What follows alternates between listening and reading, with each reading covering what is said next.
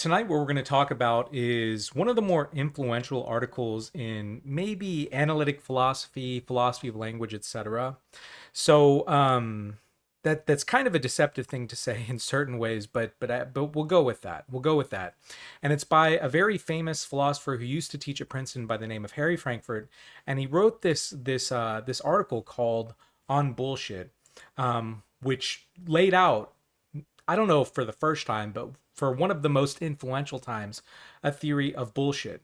So the reason why I said I was being kind of mildly deceptive, or maybe inaccurate is probably a better word, because I'm not trying to deceive you, is uh, this essay was not, I don't think, originally meant to be a rigorous philosophical exercise. So whenever philosophers like me write for other philosophers, whenever we write esoterically, we have an audience of other experts. We will rely on a lot of jargon. We will basically make a lot of qualifications because we know where our opponents are going to come for us.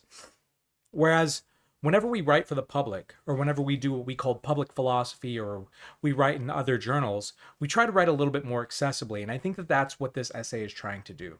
So this originally was published in the Raritan, which is a journal run out of Rutgers, which is also in New Jersey where Princeton is. And that original essay, I think, was published in 1986. So it's like almost 40 years old, right?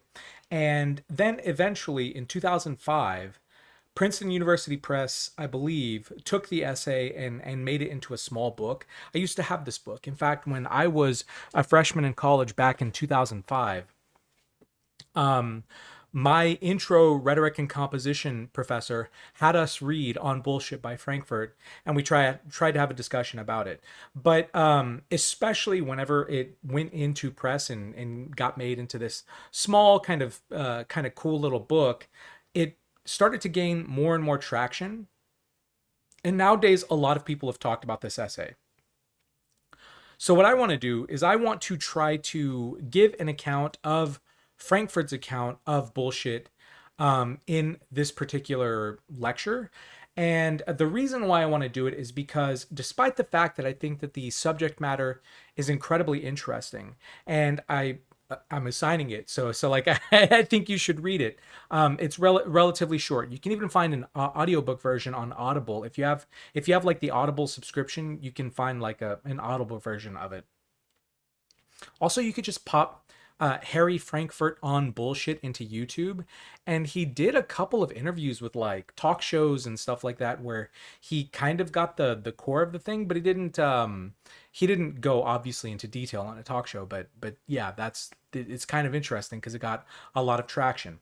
But despite the fact that he's incredibly popular, despite the fact that a lot of people really like him within philosophy, and the article is on something very interesting, I think because he was trying to write for a more general audience, he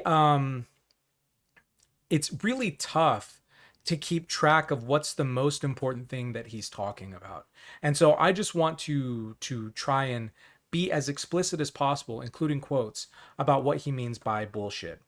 And I mean, he basically starts with this observation, which this is an incredibly strong opening, I think. So it's called On Bullshit.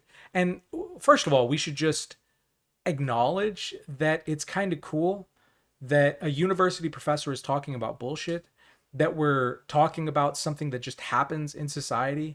There's a way in which talking about common phenomena is really cool. It means that the discourse suddenly is turning to something that is related to real life. And then Frankfurt starts the essay with one of the most salient features of our culture is that there is so much bullshit.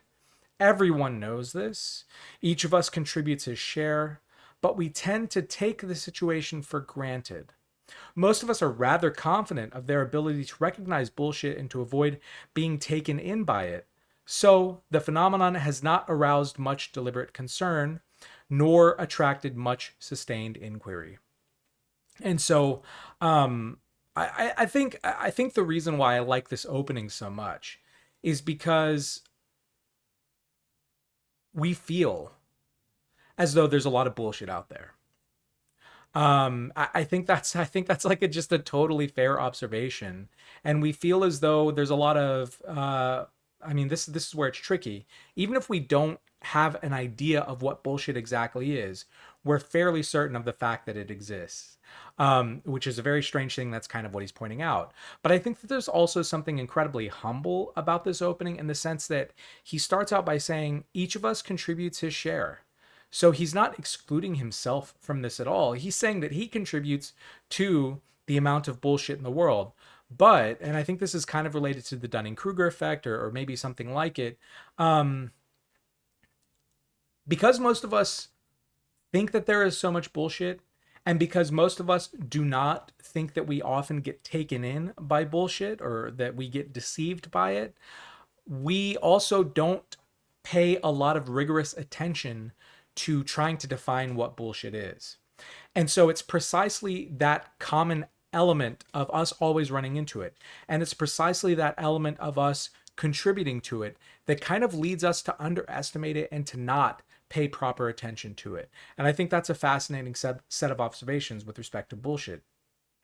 Nonetheless, he like I said, he's not, he doesn't prize a linear argument in this. He has a few archetype cases that he works to try and get through this. And so he just says outright, my purpose for this essay is, quote, simply to give a rough account of what bullshit is. And so to a certain extent, he's not trying to give a strict definition. He's not trying to give what we philosophers might say a set of necessary or sufficient or jointly necessary conditions. So basically things that bullshit always has to have, or maybe always excludes, or something that is sufficient for bullshit. He's just trying to give a rough account. And I think that stylistically, again, given that this is for the Raritan and not for a philosophy journal, he is writing rather essayistically rather than strictly philosophical and analytic and logical, meaning giving precise definitions, etc. I think that's fine. That's part of what makes the essay approachable and okay to read. But from a philosophical standpoint, once you start pressing on it, that's whenever you start to see that when you ask philosophical questions of a non-philosophy piece, you start to see how differently philosophy approaches issues, and so that's why I'm kind of noting the style here. Secondly, his method is somewhat questionable in the sense that he relies a lot on dictionary definitions. This is somewhat controversial. To a certain extent, you can rely on etymologies of words or dictionary definitions, but the thing is, etymologies are very often hundreds of years old, maybe even older than that, and meanings of words shift. So the etymology isn't really guaranteed to have a connection to the contemporary uses of the word. Similarly with dictionary definitions very often try to capture maybe the common usages of the term, but maybe not with a lot of technical precision. Why? Dictionaries are meant for common audiences. They aren't meant for technical audiences. So insofar as philosophers or just people who are curious about the world want to understand something, a dictionary definition can kind of start a conversation, but it's certainly not authoritative. In the same way that just citing a verse from the Bible is not authoritative on how you should live, rather, you probably need to have deeper conversations about what that Bible verse means and how you can apply it to today. There's so much more that happens outside of just a dictionary definition or a literal set of words, right? You have to be able to interpret it.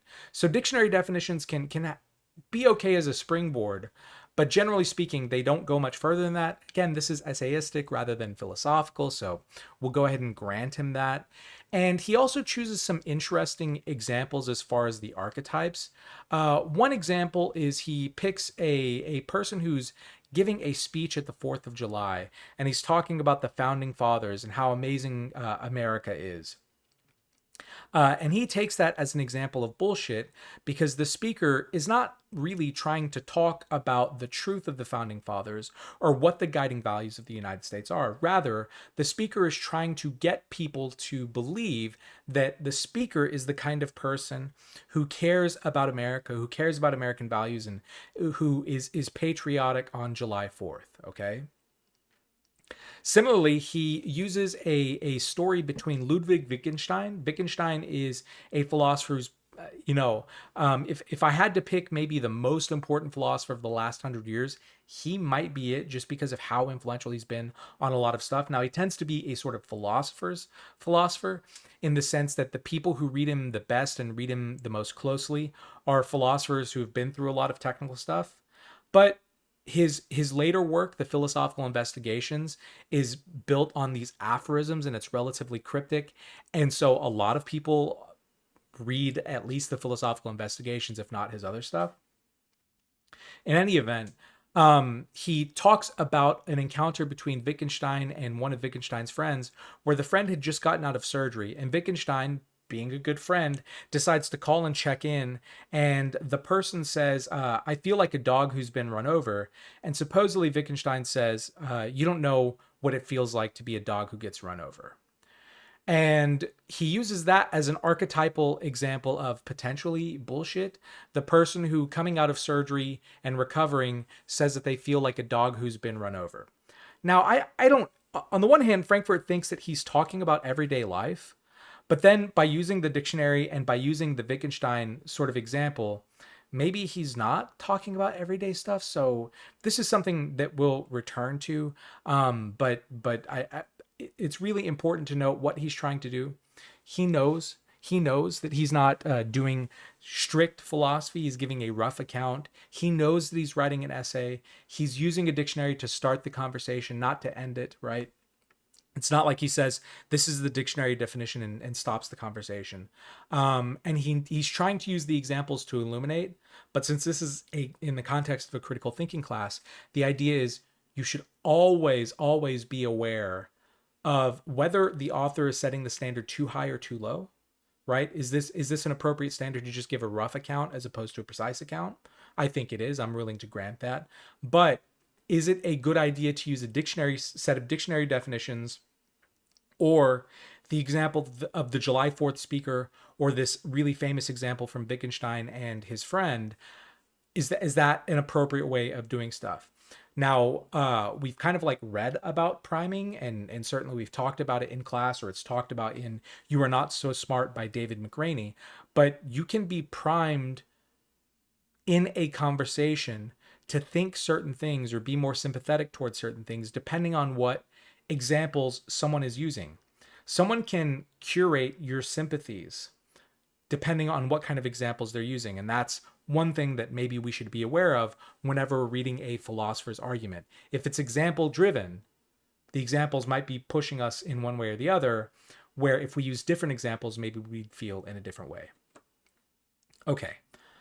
Now, as I said, the essay itself, it's not that long, and you can find it for free. If you look up Harry Frankfurt on bullshit Raritan, you can find a free version. The Raritan publishes a free version of this. Now, I don't know how much it got changed by the time it got put into the book by Princeton University Press. That book is around at a lot of bookstores. Like I wouldn't be surprised if it's at gigantic bookstores like Barnes and Noble, or places like that. Independent bookstores obviously can get it for you. It's in press, and it's widely available. But despite the fact that it's a single essay, and despite the fact that, like I said, it's relatively accessible, it's not always clear what's going on. And so that's what I'm doing here in this slide. So if you only pay attention to one slide, this is it. I think what I've done is I've characterized the most defining aspects of Frankfurt's theory of bullshit. And first and foremost, Frankfurt's theory really focuses on the speaker, the bullshitter. Okay. And with respect to someone who is producing a lot of bullshit, the most defining feature is probably number one and number two to a certain extent. But the bullshitter talks without regard for truth or falsity. So what that means is that whenever someone is talking bullshit, they don't care about whether what they're saying is true or false. Could be true, could be false, but it really doesn't matter to them whether what they're saying is true or false. But, and this is aspect number 2, the bullshitter says things that the audience takes as truth apt or true or false. In other words, despite the fact that the bullshitter, whenever they're talking, they couldn't care less about whether what they're saying is true or false, the audience who's listening to the bullshitter thinks that the bullshitter is trying to say true things or things that could be taken as true or false. Okay, that's really, really key to Frankfurt's definition. So the bullshitter doesn't care about whether what they're saying is true or false. It could be true or false, but the context is such that people are listening to the bullshitter thinking that they are saying things that are probably true. Okay, and I'll elaborate a little bit more. And then lastly, and this is kind of how Frankfurt ends the essay, bullshit is something that he hates. He thinks that it's corrosive to society. He thinks that it undermines language. He thinks that it's not a good thing, and it's especially prevalent, he thinks, in today's society because it seems as though there's a pressure for people to talk about everything. A single person cannot know everything. But he, so, you know, he's humble and he's smart, and he says, you know, I can't tell you whether bullshit is more prevalent, proportionately speaking, today compared to previous historical periods. But I can say that I think that, especially in public settings, it really feels as though there's a lot of it, and it feels like there's a lot of it whenever someone feels as though they have to know something about everything in the world and they have to be ready to speak about everything in the world. Side note, and maybe we'll come back to this, it is a very good sign if you're talking to a purported expert and that expert says things like, I don't know, or maybe my colleague in such and such department or working over here would be better suited to do that. Or let me redirect you to a different source. Or maybe I can look into these issues and get back to you. Those are kind of the mark of someone who understands that their knowledge and their ability to speak to things is relatively limited. But what Frankfurt is saying is it's very rarely the case, especially in public contexts, that is happening. The bullshitter, it seems, or the pressure to produce bullshit is especially high in cases where maybe we don't tolerate, and this is reading into the essay, but maybe we don't tolerate someone saying, I don't know, right? Okay. So let's look at aspect number 1. Aspect number 1 is that the bullshitter doesn't care about truth or falsity. All right. And I'm going to give you these 2 quotes because I want Frankfurt to speak for himself. And the parenthetical citations at the end of the quotes are to the book version. They are not to the article version that you can get for free on the internet. But these 2 quotes are, Frankfurt says, it is just this lack of connection to a concern with truth, this indifference to how things really are, that I regard as the essence of bullshit. And he restates, for the essence of bullshit is not that it is false, but that it is phony. What is wrong with the counterfeit is not what it is like, but how it was made. This points to a similar and fundamental aspect of the essential nature of bullshit. Although it is produced without concern for truth, it need not be false. And so what he's doing here is Frankfurt very often throughout the essay contrasts the bullshitter versus the liar. And it's pretty interesting because Frankfurt holds a lower opinion of the bullshitter. He thinks the bullshitter is way worse. And part of it is for this reason. So I think that the normal way of thinking of people and thinking about how we're talking, especially in situations where we expect there to be truth and falsity operative in claims. So for example, if we're talking to a scientist and we're asking them something about their field, we expect them to know, and we expect whatever answer we get to be true. And even if it's not true, we expect that there could be an answer with respect to that. If we're talking, for example, to a carpenter and we're talking about measurements of a piece of furniture, we expect there to be truth or falsity. If we are talking to a physician and the physician is trying to give us medical advice about what we should do whenever we're ill, we expect there to be truth and falsity. There are certain contexts whenever we're talking with people that we expect truth or falsity. Things could be right, things could be wrong. And those contexts are where the bullshitter is really important. However, the bullshitter doesn't care about whether what they say is true or false, whereas a liar does. So whenever we're listening to people, especially in these contexts that I just mentioned, we just kind of assume that they're telling the truth.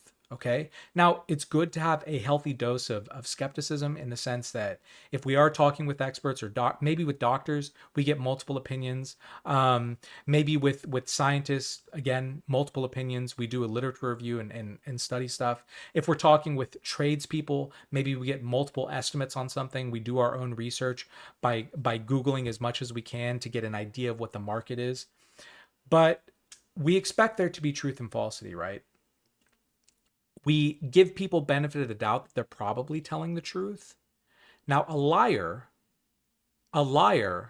knows what the truth is, but they want to deceive the audience, and they say basically the opposite of the truth. So the liar, even though they say false things, they know what the truth is. They acknowledge that there's a truth. They know that their audience wants the truth. They know that their audience thinks that they're getting the truth from them, but they say false things anyway. So part of what makes a liar a good liar is that the liar understands the truth. The liar gets the audience to think that they're telling the truth, but the liar actually is saying something false. So there's a way in which a liar acknowledges the authority of truth. A liar has to know what the truth is in order to say the opposite of it. Or they have to at least know that what they're saying is false, right? And the liar has to make sure that the audience thinks that what they're saying is true. If you know that someone is lying to you, it's a little bit tough for them to be a good liar, right? Lies depend on the audience thinking that that person is telling the truth. Okay. Now you can catch someone in a lie in a certain way, but that's not what we're talking about here. But what makes bullshit different for Frankfurt is not that they're saying false things. A bullshitter could say true things. That seems okay. They could just happen to say true stuff. But the thing is, the bullshitter doesn't care about truth. The bullshitter doesn't care about falsity. The bullshitter just starts talking. Now, what's really important here, though, is that the bullshitter also starts talking, and they are trying to sound credible because they want the audience to think that they're telling the truth. So, and we'll kind of get back to this. The context is such that maybe we'll just move forward. For bullshit to work, the listeners have to think that the bullshitter cares about truth. Even though the bullshitter doesn't care about truth, the audience has to think that the bullshitter cares about truth. So Frankfurt says this: what bullshit essentially misrepresents is neither the state of affairs to which it refers, nor the beliefs of the speaker concerning the state of the affairs. What he, the bullshitter, does necessarily attempt to deceive us about is his enterprise. His only indispensable distinctive characteristic is that in a certain way, he misrepresents what he is up to.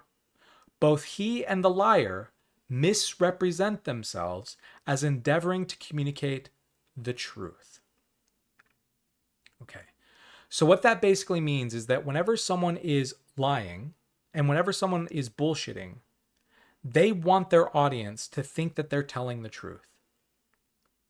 But what separates the liar from the bullshitter is that the liar cares about the truth because they're going to say something different, or they care about falsity because that's what they're going to say. The bullshitter just has zero concern about it. But again, for it to be effective bullshit, the audience has to think that the bullshitter is trying to tell the truth. So the audience is sort of taken in by the story. It's taken in by the account. It thinks that the person is trying to express something sincere. It thinks that the person is trying to say something true or false, but the bullshitter actually doesn't care whether what they're saying is true or false. They only care about that the audience perceives them as saying true or false things. They don't care about whether their words are actually true or false, whether the sentences are actually true or false, maybe more accurately. So there's a really closely related phenomenon, and this is probably my favorite part of the essay, that Frankfurt distinguishes a bull session or shooting the bull from bullshit proper. So it can, and this is like one of those things where I think it can be really confusing in the essay. Bullshitting is not the same thing as a bull session or shooting the bull. Bullshitting is bad. Bullshitting is where the person doesn't care about truth or falsity, and they're in a context where people think that they do. Whereas a bull session is, I think it's like a barbershop or a locker room, or you're hanging out with your friends drinking beer or whatever else it is, at a dinner, I don't know, at a party. One of the things with a bull session is that in the context of a bull session, and this tends to be with people of your community, maybe with your friends, so people are sympathetic to you, people who know, in certain social rituals or certain linguistic rituals or certain maybe discursive contexts, we could say, we know that people don't necessarily mean what they're saying. Maybe they're trying out their ideas. They're experimenting. Frankfurt says maybe what they're trying to do is they're seeing what it feels like to say certain things or to have certain views. And they're seeing what it's like whenever people hear what they say. So we might not think or we might not believe what we say in a bull session with our friends. We might just be saying all sorts of weird stuff. We might be talking through something like that, but the context is such that we know that that's the case. So I think that maybe this is the case with you, but it's certainly the case with me and my friends. One of the things that you can do whenever you are talking with your really close friends, and this is slightly different than a bull session, but I think this clarifies, is whenever you're talking with some of your close friends, and I think girls are better at this than guys because of socialization. But one of the things that you can do, especially whenever you're venting, right, is you can say, for example, I don't know if I should be in this relationship, or maybe my spouse is really annoying me in a certain way. Or maybe my job is just really grating me. Maybe I should quit or something like that. And in certain contexts, especially with really good friends, the understanding can be that I don't actually think that. I actually really love my spouse, or actually really love, my partner that I'm in a relationship with, or actually really love my job. But I do need to vent this, right? And maybe I do need to express this to try and figure out what it is that's bothering me. Maybe what's bothering me is that I haven't been taking care of myself. Maybe what's bothering me is that I've lost touch with projects that are really important to me. Whenever you're saying things in these different contexts where we don't expect for the speaker to be saying the literal truth, the idea is that the audience understands that. In a bull session, whenever you're talking whatever mess in the barbershop or in the locker room or at the party or whatever else it is, people realize that you don't actually mean it. You're just kind of trying out ideas. Now, that doesn't mean you get a pass. Okay. So I think that you could still take it too far and say some stuff that's really messed up. Okay. Or maybe it could be revelatory. There are certain way, like there's a very famous saying, in vino veritas. So basically in wine, there is truth. What is it? Drunken words are sober thoughts. Have you ever heard that phrase? So I think that there are ways in which people might judge you for the things that you say in the context of a bull session or whatever else. Nonetheless, though, if you're with really good friends and you're just trying to vent, or you're just trying to work stuff out, or if you say to your friend, "Hey, I need to vent," or "Hey, I just need to try and express some stuff because I'm not sure what I'm feeling, or I'm not sure what I'm thinking, and I just want to try this out," and maybe you can point some patterns back to me. Therapy is very often like this. That is not, though, that is not the context in which a bullshitter is speaking. A bullshitter is speaking in a context where the audience expects that what they're saying is true or false. So it's really, really, really, really, really important to distinguish the bull session from like the normal discursive context in which bullshitters are talking. So the bullshitter doesn't care about truth or falsity. The liar or the truth teller know what truth and falsity are, and they want they care about its authority. The bullshitter doesn't care. They're kind of just like truth inapt. They don't care. They don't care. But everyone, at least in the context in which bullshit is in, wants for the audience to think that they're telling the truth. That's what's really important.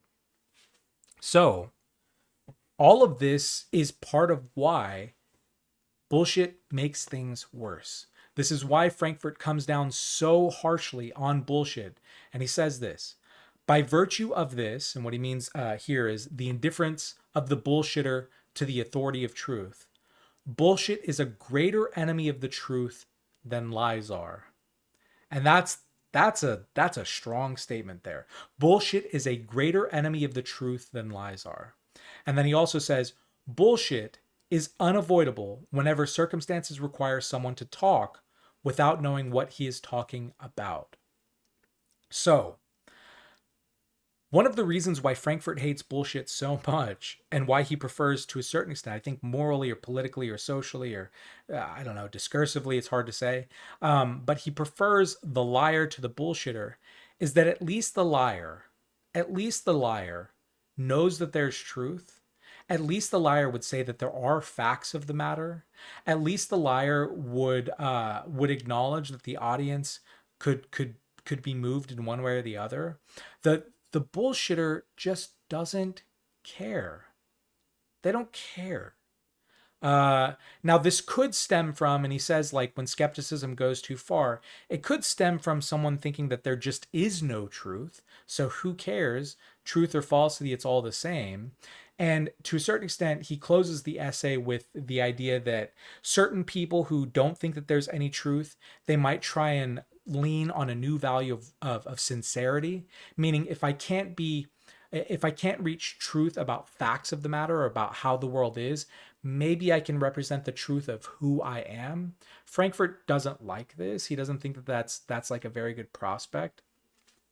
Frankfurt wants to preserve the idea of truth. He wants to preserve the idea that there could be right and wrong answers with respect to the things that we say. And the truth teller obviously is the best case scenario. But if he had to choose between talking with a liar and talking with a bullshitter, he's going to pick talking with the liar, because at least the liar can acknowledge that there's a truth, even if they decide to bend it or break it. Whereas the bullshitter is just gonna yap, right? Yapping. And they're going to yap in such a way that it's clear that they are trying to get their audience to think that what they're saying is plausible.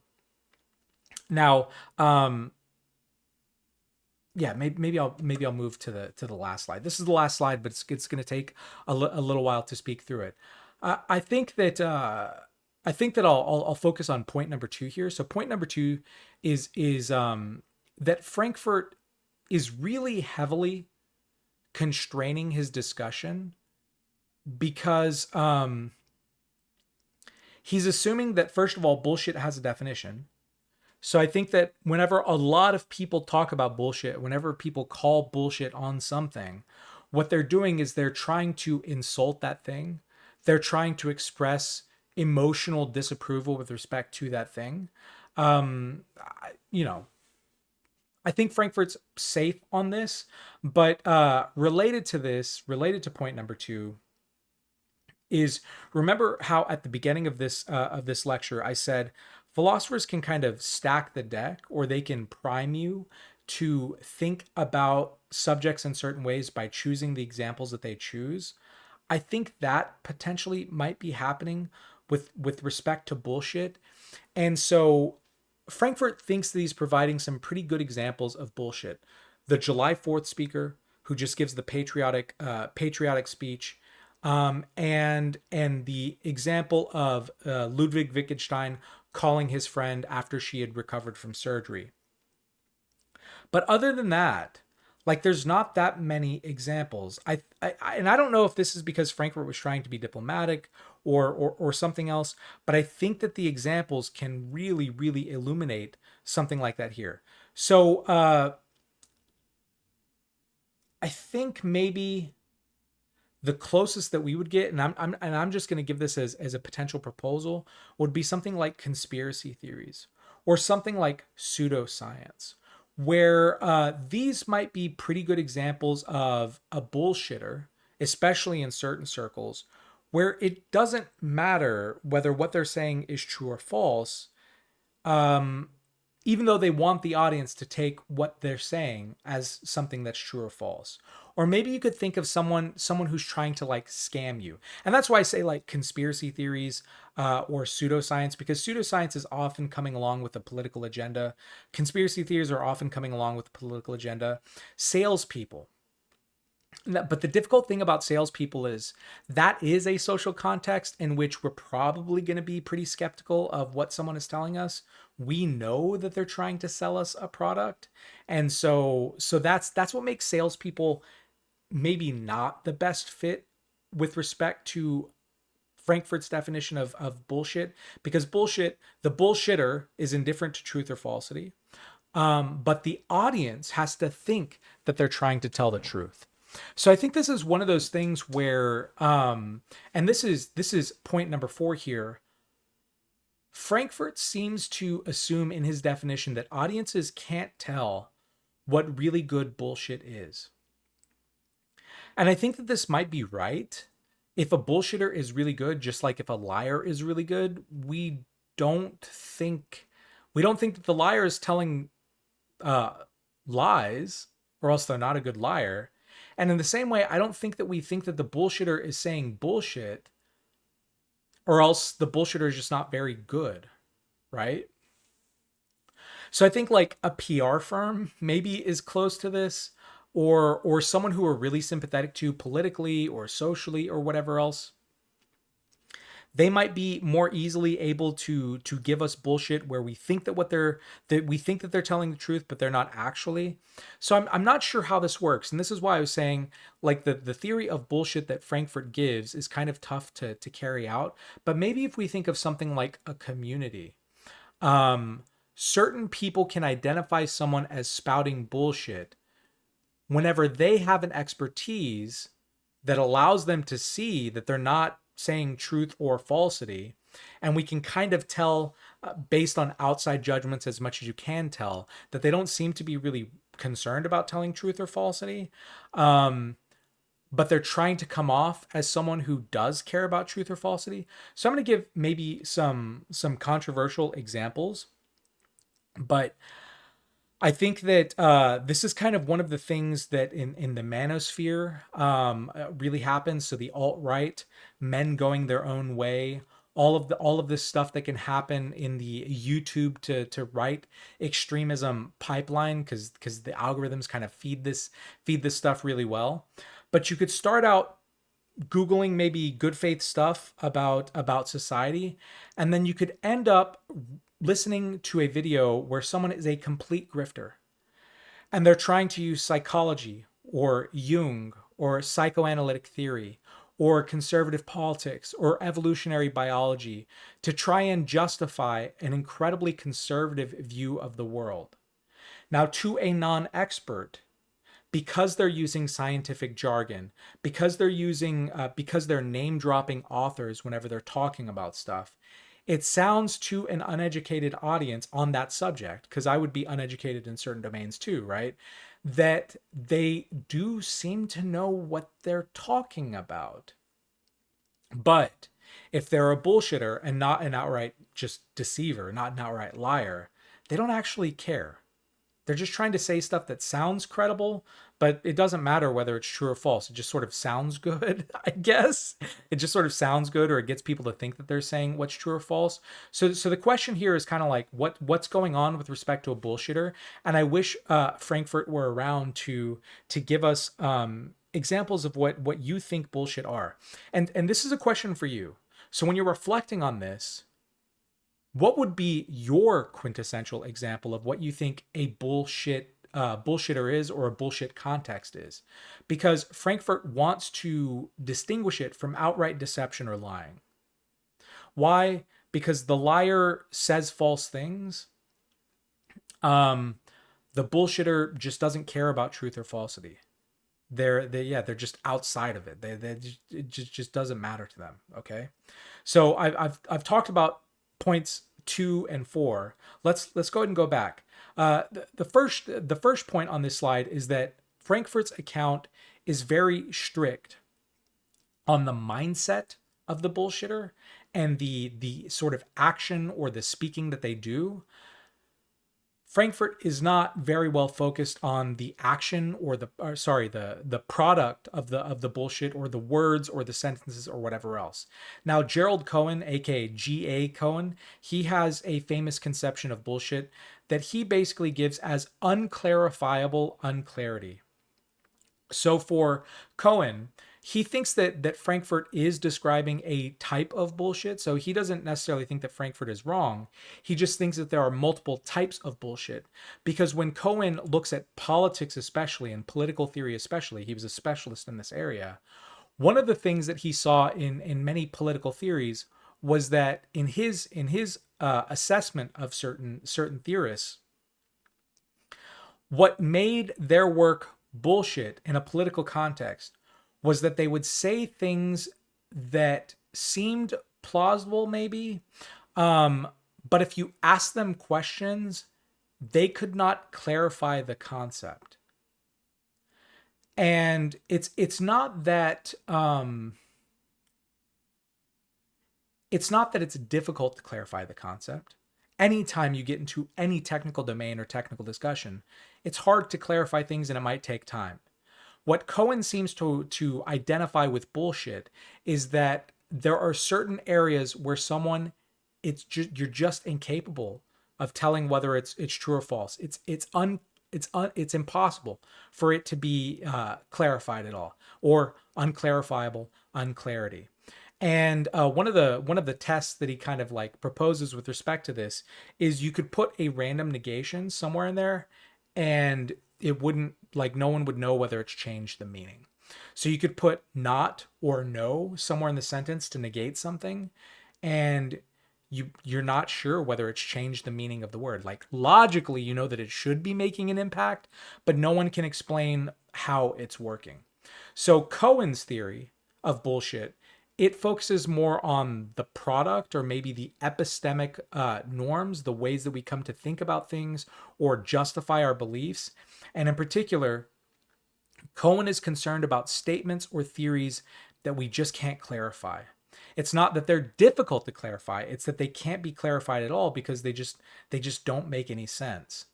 Whereas Frankfurt is more focused, it seems like, on the mindset of the bullshitter and their action, in the sense that the bullshitter is psychologically unconcerned with the truth, but the bullshitter socially needs people to think that they're concerned with the truth and trying to say true things. Whereas Cohen is saying there's certain forms of discourse or certain sentences that seem bullshit, whether or not the speaker has certain intentions or whatever else. If you produce stuff that it's impossible to clarify, it's just so cryptic or obscure or impossible to clarify, that constitutes bullshit. So that's another thing that kind of comes out.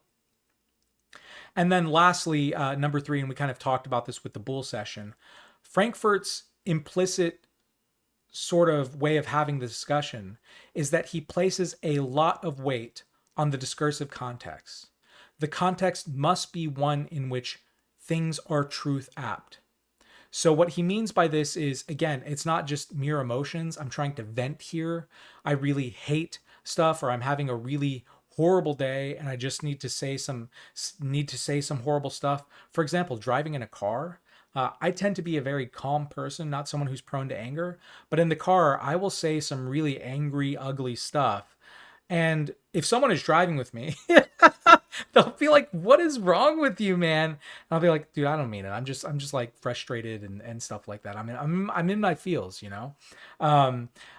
Moreover, we wouldn't say that the bullshitter is bullshitting within a context where the ideas are experimental, where maybe we are at a crossroads in our life and we're trying to decide which career to take.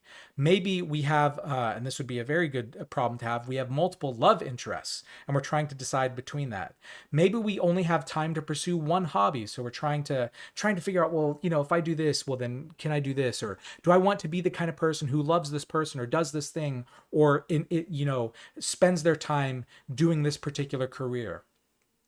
Whenever we're auditioning ideas, whenever we're seeing what it feels like to say that we believe certain things, we don't necessarily believe it and we haven't quite fully committed to it. And I think that the bullshitter doesn't thrive, at least according to Frankfurt, in situations like that. The bullshitter is in a case where the discourse is truth apt. We think someone is saying true or false.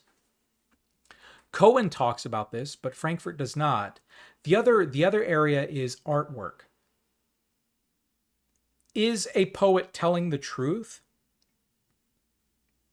Seems kind of a weird thing to assess a poet by as to whether their descriptions of a sunset or their descriptions of the feeling of falling in love or the descriptions of being afraid of a major life change or something like that, whether they're actually true or false. Nonetheless, like maybe there is a way in which some poets bullshit. I don't know. But what all of these 4 points are trying to do, whether it's focusing on the mindset, whether it's constraining the conversation, whether it's constraining the context, whether it's basically assuming that the audience can't tell when they're being bullshit by a very good bullshitter, all of this is just to basically clarify Frankfurt's theory. And because I know that this has been a little bit more meandering than the previous lectures, let me go ahead and go back to this summary slide and re-emphasize what his theory actually is, because I don't want you to be confused. So Frankfurt's theory of bullshit again is this: the bullshitter, the person who is saying the bullshit, is talking without regard for truth or falsity. So they're not like the liar. The liar knows what's true but says the opposite. They're obviously not like the truth teller. The truth teller knows what the truth is and says the truth. The bullshitter is distinct from the truth teller and distinct from the liar in the sense that they just don't care about truth or falsity. They're just talking. But what the bullshitter has in common with the truth teller and the liar is that the bullshitter needs the audience to think that what they're doing is telling the truth. Okay?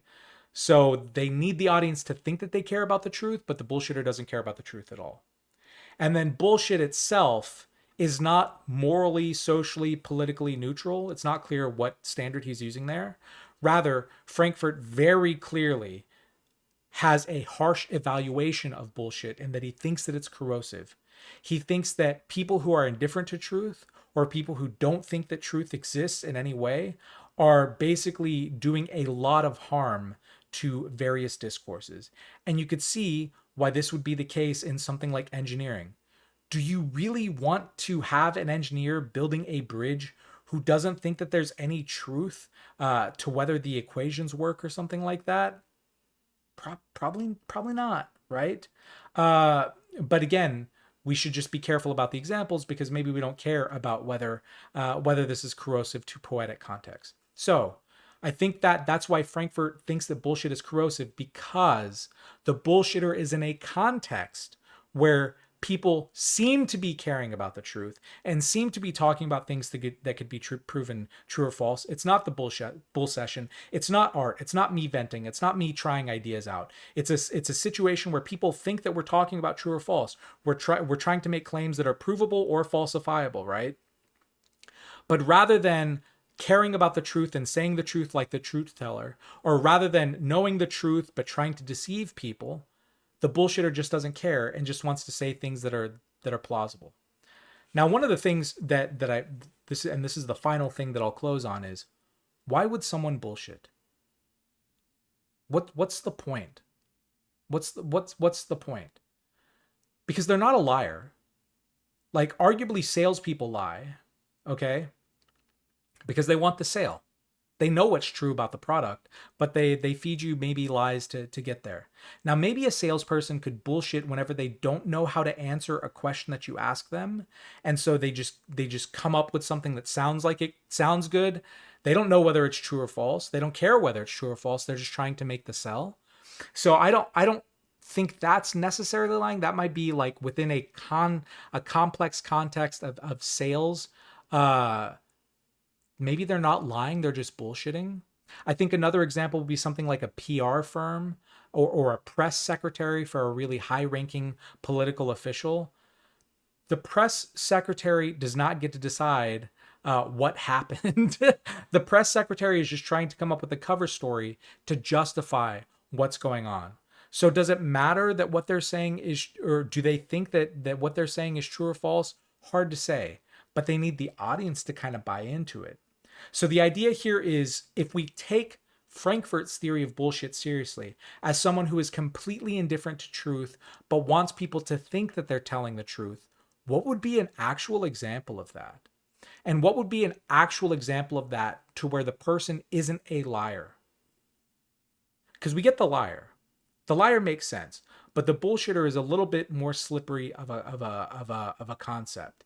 And again, we need to be really careful here, because Frankfurt himself acknowledges that bullshit is everywhere. We think that bullshit is everywhere. We think that we produce probably bullshit. We think that we're probably good judges of what bullshit is and what it isn't. Nonetheless, as is often the case when you're trying to push on something, maybe you don't know as well as you thought you did.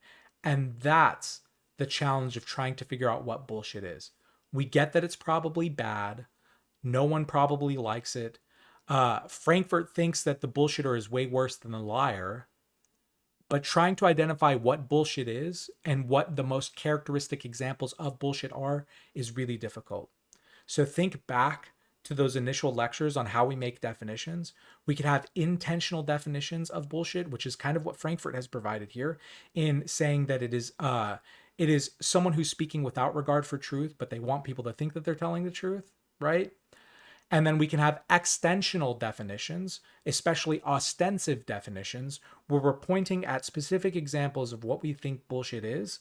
So this is the 4th of July speech. This is the story of Wittgenstein and the friend coming out of surgery. And both of those can help us to inform the other and try and figure out what's going on. So thank you for paying attention. I hope that was okay to follow. Like I said, if there's one slide that you remember, it should be this one. But it's a really slippery concept, despite the fact that we would all think that we know bullshit, and despite the fact that there is a definition that Frankfurt offers. The question is, and the question that you should always be asking whenever you're talking with a philosopher is, do we think that this actually holds up? And if it doesn't hold up, how would we tweak the definition? How would focusing on different examples change things? What would we maybe propose is our definition of bullshit, or what's the most important qualities that we would maybe focus on? Thank you so much for your attention. If you have questions, feel free to put them down in the comments. But also, like, this is such a popular essay that, like I said, you can find it if you Google Harry Frankfurt on bullshit Raritan. You could probably also pop into YouTube or wherever else, Harry Frankfurt on bullshit, and there's going to be many other summary videos.